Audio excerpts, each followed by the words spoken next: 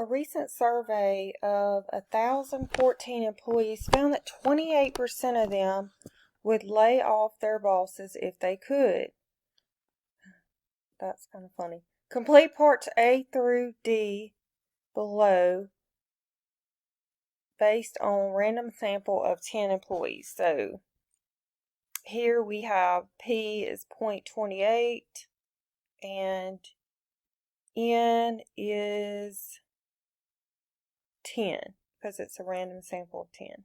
What is the probability that exactly 3 employees would lay off their bosses? So what we're going to do is they want us to use the Excel function on this one. So if you go into Excel, okay, so the first value is going to be X. So for the first question, we want to know exactly 3. So we're going to plug in 3, and then the number of trials, which is 10, and the probability of success, which is 0.28. Now it asks if you want it to be cumulative or not. Cumulative would mean any value up to 3. So if you press cumulative, that would be the probability of it being 0, 1, 2, and 3. But in this question, we want to know exactly 3, so we do not want it to be cumulative. So you would choose false. So the probability of it being exactly 3 is 0.2642. Now the next one, what is the probability that 3 or fewer would lay off their boss? So this time we want to know the probability that X is less than or equal to 3. So this time we're going to do the same thing. We're going to plug in, go to our formula, and this time it's the same thing we just did, but this time we want it to be cumulative. Okay, so there is our probability of it being 3 or fewer employees. Okay, the next one, let me make sure that's what we got, 0.7021. Okay, the next one, what is the probability that 5 or more would lay off their bosses? Okay, so we can only do fewer, so we're going to use the complement rule. So let's talk about the complement rule. So the complement rule says that total probabilities add up to 1. I want to know, let's see, 5 or more.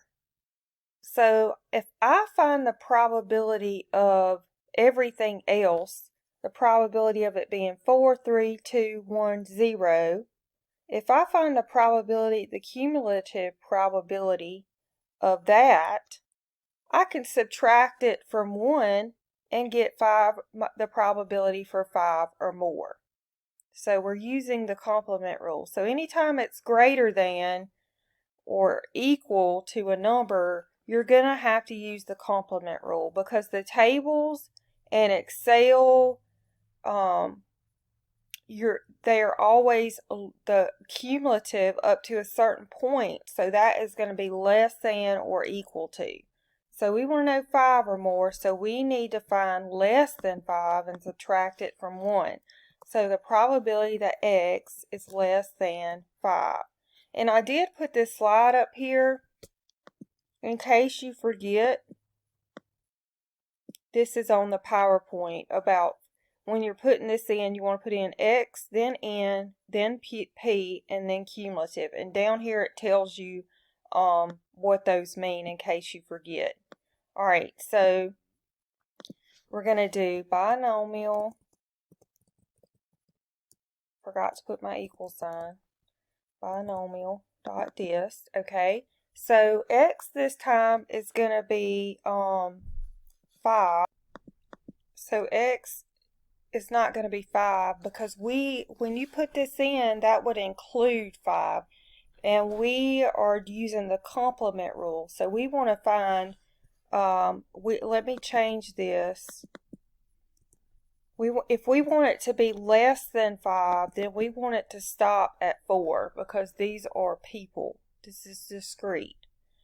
So up to 4 because we don't want it to include 5, and then 10.28 and true. And then you're going to take that and subtract it from 1.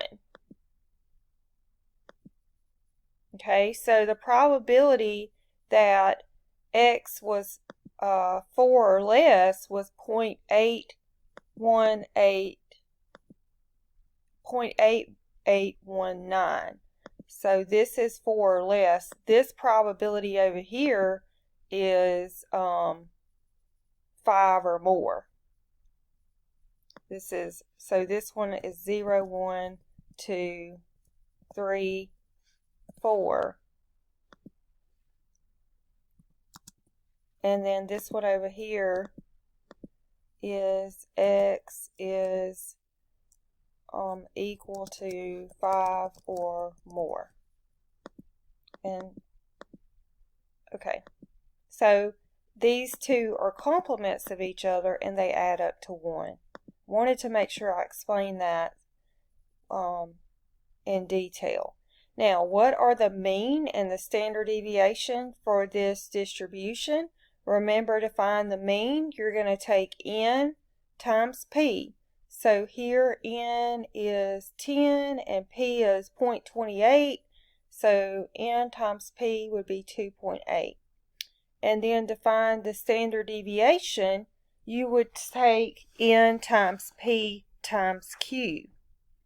Okay, so here's n, here's p, q would have to be 0.72, so you're going to multiply those together and take the square root. And that would be 1.4199. So that is how you use the Excel function to find the probability of a binomial distribution.